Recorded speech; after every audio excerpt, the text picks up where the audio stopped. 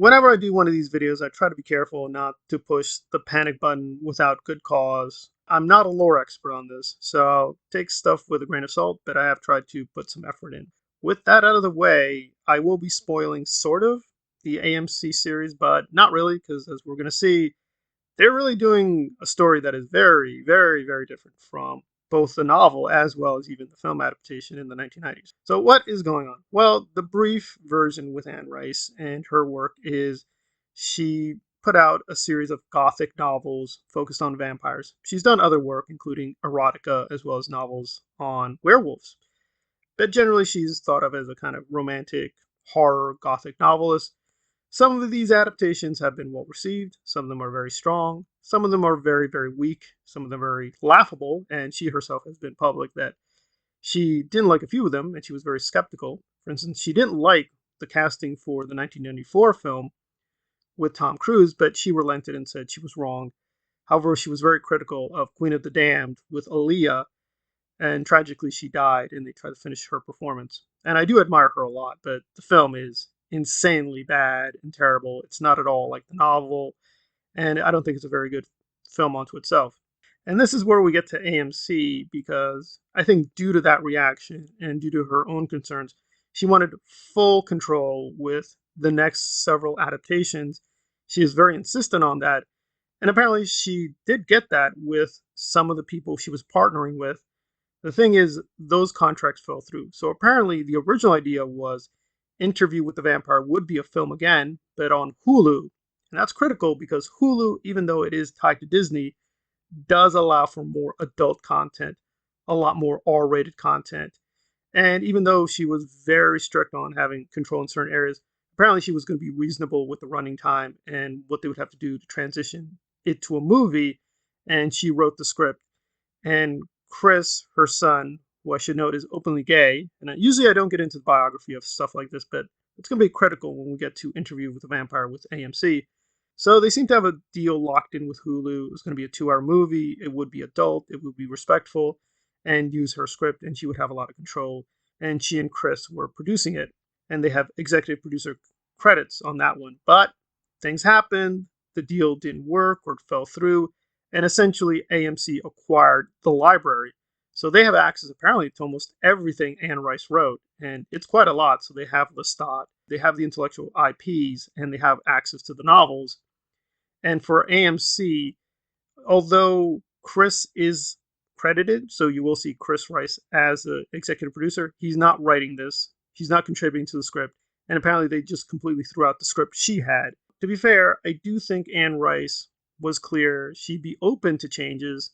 She allowed for changes with the 1994 film as well as the other adaptations. So I think she's open minded with certain changes. And also, to be fair, the AMC version is very pro openly gay. The relationship with Louis and Lestat in the books is a little bit more subtle, and definitely way more subtle in the novel. In the film version, it was very subtle. In the novel, it's a little bit more complicated. He also has a relationship with Armand, who's sort of a young vampire. But again, I can only touch upon the other adaptations and the novels a little briefly, just to talk about AMC. So the AMC version is not being faithful in many ways, but in some ways it is. But point blank, it doesn't appear that Chris has much actual control over the production. This is really an AMC thing, but he is being given credit as an executive producer. So how terrible or how ridiculous is it? It's not an exaggeration to say they've changed virtually every major aspect of the characters, the settings, the story, the tone. The only thing that seems genuinely faithful is kind of the pro-queer message, which definitely is in the novels, and she's been very clear she's very pro-gay, even though she was a very lifelong Catholic for a long time, and her Chris and her son is openly gay as well. That's about it. So them being much more explicit about the queer connection in the novels and the vampire fiction is there, but beyond that, it's pretty much been totally altered. So in the novel, Louis is a plantation owner. He is white. His brother dies, and that's what begins him becoming depressed, and that's why Lestat offers to turn him into a vampire. And the setting is in the 1780s, 1790s. Again, don't quote me. I'm not a lore expert, but it's around that time period. So he's a plantation owner, and then they spend a very long time together. And they meet Claudia, who is basically a very small child, and she's turned into a vampire. In the books, she's 5, but in the film adaptation, she was made like 10 or 12 and played by Kirsten Dunst, who I think did a very excellent job. So they've changed quite a few things from the novel, even in the film adaptation, which, again, Anne Rice liked. These are pretty radical changes because now Claudia is basically a young adult. And I think even though she's only showing up in the trailer in a few images, it seems pretty obvious what they're going to do. They're going to set up like a romantic relationship between her and Louis and Lestat, and presumably have a kind of three-way romantic adventure. So, also, they've updated the setting. Now it's 19 teens, 1910s, and it's New Orleans. And of course, Jacob Anderson is playing the lead role. He's black. Louis is not black in the books, and he owns a brothel. Louis does not own a brothel in the books, so they've changed a huge amount of the characters and the details. And even Armand apparently will not even be in season 1.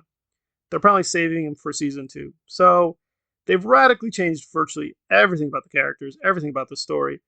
And the major criticism from a lot of people is it's going woke or inclusive or diversity or whatever. But I think the real agenda here is corporate and empire building, because AMC does have a lot of strong IPs with Mad Men and Breaking Bad. I've only seen a few episodes of those perspective things.